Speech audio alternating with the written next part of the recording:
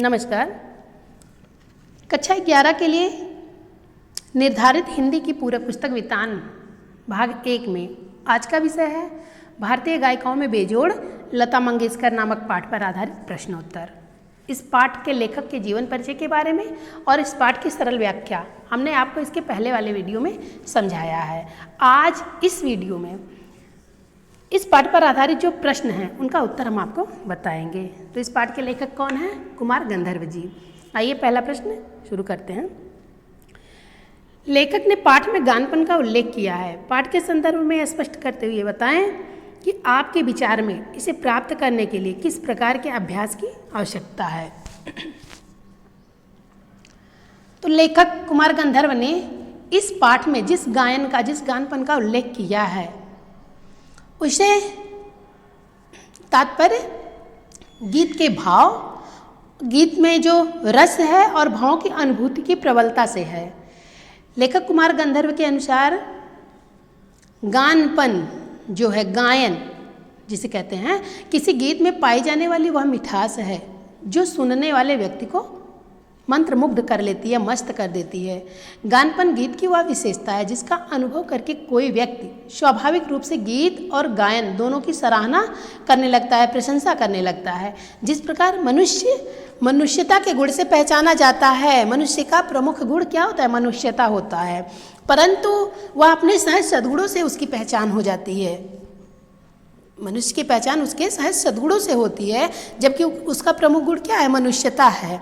ठीक है, वैसे ही गीत की जो श्रेष्ठता है, उसके महत्व और उसके पहचान का मर्म जो होता है गीत के पहचान का, वह गानपन में छिपा हुआ होता है। लेखक कुमार गंधर्व की राय में वस्तुतः गानपन को अपने अंदर संजोकर ही संगीत बनता है। उसकी संज्ञा सार्थकता को प्राप्त होती है। संगीत की संज्ञा सार्थकता को प्राप्त तभी होती है जब उसमें गानपन सही से सटीक से बैठा होता है और लोगों को, जनमानस को वह प्रभावित करता है।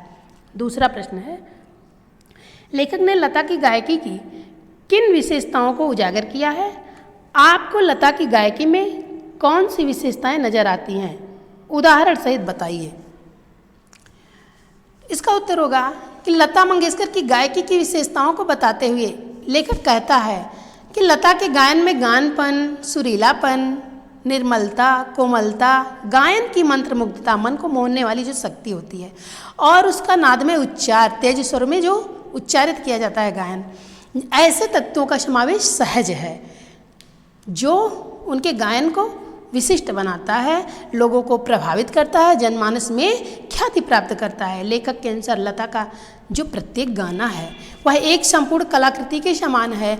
लता के गानों में जो लचक है, जो लोचपन है, वह उसे प्रभाव उत्पादक और रसपूर्ण बनाती है। हमारे विचार में लता मंगेशकर के गायन की एक सबसे महत्वपूर्ण विशेषता उसकी असीम विस्तृत जनमानस में लोकप्रियता है। लता के गाए गीत संसार के प्रत्येक गीत संगीत प्रेमी को अपनी ओर खींच लेते हैं और अपने में उन्हें तन्मय बनाने की ऐसी क्षमता रखते हैं जैसे किसी भी भारतीय गीत संगीत प्रेमी मनुष्य को।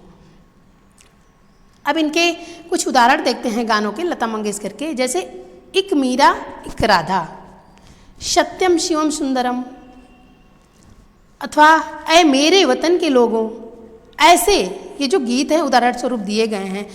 इन जैसे गीत उपर्युक्त कथनों को सर्वाधिक उपयुक्त उदाहरण के तौर पर लिए जा सकते हैं। अगला प्रश्न है, लता ने करुण रस के गानों के साथ न्याय नहीं किया, जबकि श्रृंगारपरक गाने वे बड़ी उत्कटता से गाती हैं। इस कथन से आप कहाँ तक सहमत हैं? तीसरा प्रश्न है, तो इस कथन से कि लता मंगेशकर ने करुण रस के गानों के साथ न्याय नहीं किया है, मतलब करुण रस से के गानों को ज़्यादा जगह अपने भाव में नहीं दिया, अपने गीत में नहीं दिया है। ठीक है, ऐसा मानना कि लता का गायन संसार जो है वह इतना व्यापक है, लेखक कह रहे हैं कुमार गंधर्व जी, कि यह कहना कि उन्होंने करुण रस को स्थान नहीं दिया है या करुण भाव के गाने नहीं गाए हैं अधिक उचित नहीं है। फिर भी लता मंगेशकर के गीत में श्रृंगारपरक गीतों की प्रधानता है, उनका महत्वपूर्ण स्थान है। ऐसे बहुत हद तक चित्रपट मतलब जो फिल्मी गीत कि चपल और श्रृंगार प्रधान प्रकृति और प्रवृत्ति के कारण हुआ है। हमारे मत से लेखक कुमार गंधर्व का यह कथन उसका स्वयं का दृष्टिकोण है, उनका स्वयं का मानना है। इससे पूरी तरह सहमति या असहमति अनिवार्य या आवश्यक नहीं है। क्यों नहीं है? क्योंकि प्रत्येक सुनने वाला व्यक्ति की मानसिक जो अभिरुचियां हैं, जो उनकी रुचियां हैं, वो अलग अलग होने के कारण उसे अपने मत को व्यक्त करने की स्वतंत्रता है हर मनुष्य को। वस्तुतः किसी भी परिप्रेक्ष्य में लोगों के मत और उनकी सोच अलग अलग हो सकते हैं, इसलिए यह मानना उचित नहीं है। अगला प्रश्न है, संगीत का क्षेत्र ही विस्तीर्ण है, अब वहाँ अब तक अलक्षित, असंशोधित और अदृष्टिपूर्ण ऐसा खूब बड़ा प्रांत है तथा बड़े जोश से इसकी खोज और उपयोग चित्रपट के लोग करते चले आ रहे हैं। इस कथन को वर्तमान फिल्मी संगीत के संदर्भ में स्पष्ट कीजिए। इसका उत्तर होगा कि लेखक के अनुसार संगीत का जो क्षेत्र है, लेखक कुमार गंधर्व के अनुसार संगीत का क्षेत्र जिस प्रकार का है, जैसा भी है, उसे ध्यान में रखते हुए यदि हम लोग वर्तमान समय में खोज और जोश के इस सफ़र को वर्तमान फिल्म संगीत के क्षेत्र में देखें तो स्पष्ट पता लगता है कि आज अनेकों प्रकार की तकनीकों का विकास हुआ है और इनके विकास ने फिल्म संगीत को अधिकाधिक प्रभावित किया है। बहुत ही फिल्म संगीत को इनके विकास ने प्रभावित किया है। आज का जैसे देखिए, फिल्म संगीत जो है वह स्वर प्रधान या गीत प्रधान ना रह करके संगीत प्रधान या यंत्र प्रधान हो गया है। जैसे नए नए वाद्य यंत्रों के आविष्कार जो हुए हैं, उनके आविष्कार ने अनेकों प्रणालियों को जन्म दिया है। जैसे देखिए रिमिक्स प्रणाली, फ्यूजन, रॉक, पॉप आदि जो नए जोश और खोज के ही ये सब परिणाम हैं। वर्तमान समय में, इस समय में जो दौर चल रहा है, फिल्म संगीत पर इनका जादू छाया हुआ है, इन सब आविष्कारों का। इसलिए आज का जो है संगीत वो यंत्र प्रधान हो गया है, संगीत प्रधान या यंत्र प्रधान हो गया है आज का जो गानपन है। अगला प्रश्न है, चित्रपट संगीत ने लोगों के कान बिगाड़ दिए हैं। अक्सर यह आरोप लगाया जाता रहा है। इस संदर्भ में कुमार गंधर्व की राय और अपनी राय लिखें कि चित्रपट संगीत ने लोगों के कान बिगाड़ दिए हैं। तो इस संदर्भ में कि चित्रपट संगीत ने लोगों के कान बिगाड़ दिए हैं, कुमार गंधर्व की राय यह है कि जो ये आरोप लगाया गया है, ये आरोप के विरुद्ध चित्रपट संगीत ने लोगों के कान नहीं खराब किए हैं, बल्कि लोगों के कान को चित्रपट संगीत ने सुधार दिए हैं। चित्रपट संगीत ने लोगों की गीत संगीत के प्रति चौकसी की प्रवृत्ति जो होती है उसको और बढ़ा दिया है। जैसे लोगों की रुचि और गीत संगीत के प्रति बढ़ गई है चित्रपट संगीत के माध्यम से। संगीत के प्रति लोगों की रुचि पारंपरिक शास्त्र शुद्धता से हटकर उसके सुरीलेपन और भावपूर्णता की ओर उन्मुख हुई है। लेखक के अनुसार चित्रपट संगीत समाज की संगीत विषयक अभिरुचि से प्रभावशाली मोड़ पर आया है। इसमें जो संगीत विषयक अभिरुचि है, इसमें प्रभावशाली मोड़ लाया है। ठीक है, चित्रपट संगीत में शास्त्रीय संगीत की पारंपरिकता के विरुद्ध नवनिर्माण की बहुत अधिक गुंजाइश है। ऐसा बहुत ही अधिक गुंजाइश है। इससे पूरा जनमानस भी लेखक के इस मत से सहमत है, हम भी उससे सहमत हैं कि चित्रपट संगीत ने लोगों के कान बिगाड़े नहीं हैं, खराब नहीं किए हैं, बल्कि उनके उल्टे उनके कान को सुधार ही दिए हैं।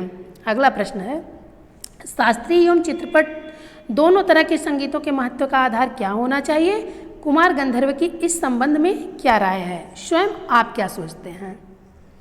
तो शास्त्रीय एवं चित्रपट दोनों तरह के जो संगीत हैं, इन संगीतों के महत्व का आधार उनके कलात्मक और सुखमूलक मूल्य पर आधारित होना चाहिए कि उससे मतलब कितनी उनकी कलात्मकता है और कितना वो प्रभावोत्पादक हैं। उनकी राय में चाहे वह चित्रपट संगीत हो, उनकी राय मतलब कुमार गंधर्व, लेखक कुमार गंधर्व की राय में चाहे वह चित्रपट संगीत हो या वह शास्त्रीय संगीत हो, अंत में जो उस रस में डूबने वाला होता है जो मनुष्य होते हैं, श्रोतागण जो होते हैं, रसिक मनुष्य को वह सुख ही प्रदान करने का सामर्थ्य प्रदान करता है। लेखक का मत है कि शास्त्रीय संगीत या चित्रपट संगीत जो भी हो, अंत में रसिक मनुष्य को सुख प्रदान करने का सामर्थ्य किस गाने में कितना है, चित्रपट संगीत के गाने में है या शास्त्रीय संगीत के गाने में है, किसमें कितना है मनुष्य को सुख प्रदान करने की क्षमता। ठीक है, किसी भी प्रकार के गाने का महत्व इस आधार पर ही निर्धारित होना चाहिए। ठीक है, कि किस गाने से लोग जनमानस जो है कितना प्रभावित होते हैं, इस पर उनके महत्व को आधारित होना चाहिए। अब इस पाठ पर आधारित कुछ अति लघु महत्वपूर्ण प्रश्न हैं जिनका उत्तर हम आपको बताएंगे। जैसे देखिए, लेखक ऐसा क्यों कहते हैं कि भारतीय गायिकाओं में लता मंगेशकर अद्वितीय गायिका रही हैं। जैसे भारत में बहुत सारी गायिकाएं हुई हैं, पर लेखक ऐसा क्यों कहते हैं कि लता मंगेशकर एक अद्वितीय गायिका रही हैं भारतीय गायिकाओं में। तो लेखक ने ऐसा कहने से पहले लता मंगेशकर के संपूर्ण वृत्तांत को अवश्य टटोला होगा। उसका कथन एकदम, लेखक का कथन एकदम सही है कि भारतीय गायिकाओं में लता मंगेशकर एक अद्वितीय गायिका रही हैं। उनके बारे में पूरा टटोल कर ही लेखक ने ऐसा कहा होगा। और अगला प्रश्न देखते हैं, लता मंगेशकर को किन किन चीज़ों के विकास का श्रेय जाता है लेखक के अनुसार। इसमें जैसे संगीत का प्रचार प्रसार लता मंगेशकर के गानों से बहुत ही अधिक हुआ है और संगीत की लोकप्रियता भी बढ़ी है इनके गानों से। संगीत में समस्त श्रोतागण की रुचि बढ़ाई है लता मंगेशकर जी ने। ठीक है, लता मंगेशकर के गानों से श्रोता में संगीत की प्रति रुचि बढ़ी है, जनमानस के प्रति इनके गानों में ज़्यादा अभिरुचि है। अगला प्रश्न देखते हैं कि लता मंगेशकर के गाने की विशेषता क्या है। लता मंगेशकर के गाने की विशेषता क्या है। इसका उत्तर होगा कि लता मंगेशकर के गाने की विशेषता उनके स्वरों की निर्मलता है। ठीक है, उनका गानपन है, उनके गानपन की निर्मलता है, स्वरों की निर्मलता है। अगला प्रश्न देखिए कि लेखक के विचार से शास्त्रीय संगीत और चित्रपट संगीत में क्या विभेद होना चाहिए या क्या विभेद है।